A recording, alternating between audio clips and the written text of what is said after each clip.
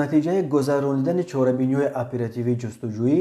از جانب کارمندان میلیسیا، مرد 27 ساله ساکن جماعت دهات رازق شهر وحدت همچنان گمانبر در صادر نمودن جنایت تمجید دستگیر کرده شد.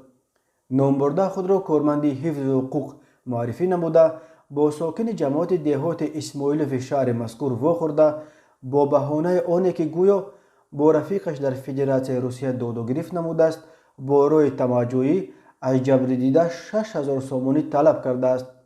هنگام گرفتن مبلغ در حجم 6000 سومونی در حدود شهر وحدت گمانبر شونده دستگیر گردیده از روی این حادثه تفتیشات ادامه دارد. به شعبه وزارت کارهای داخلی یک در ناحیه فردوسی با عریضه زن 27 ساله ساکن شهر ترسونزاده مراجعت نموده است که ماه ایول سال 2020 زن 46 ساله ساکن شهر مذکور با روی فریب به باوریش در آمده از او $13000 آمریکایی را گرفته وعده داده است که برادرش را از تالار سود شهر ترسونزاده آزاد می نماید،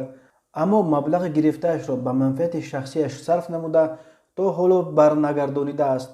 نسبت گمانبر شونده پرونده جنایتی با ماده 247 قسم 4 کودکس جنایتی جمهوری تاجیکستان آغاز کرده شده تفتیشات ادامه دارد.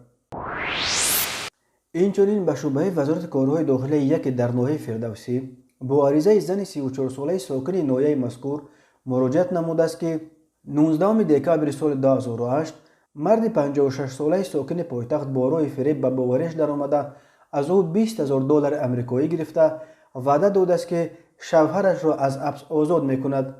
اما فریب داده تا حالا مبلغ گرفتهش را برنگردانیده است.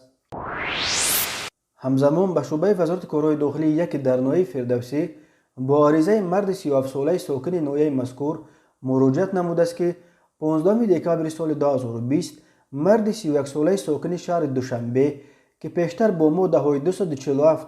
و 292 کودکس جنایتی جمهوری تاجیکستان صادر شده است با روی فریب به باوریش در آمده از او یک عدد автомашین تمغه تویوتا پریوس را به مبلغ 90000 سومانی گرفته وعده داده است که در مدت 3 شبانه روز مبلغش را برمیگرداند، اما تا حال مبلغ وعده دادهش را برنگردانیده است.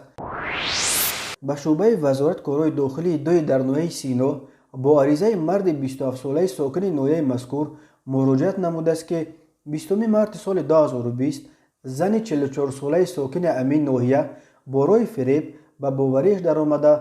از او 230,000 سومانی گرفته خانه استقامتی واقع در شهر دوشنبه بوده را به یگان حجت فروخته وعده داده است که حجت‌های خانه را تا روزهای نزدیک آورده می‌دهد، اما تا حال فریب داده گشته است. از روی این حادثه تفتیشات ادامه دارد.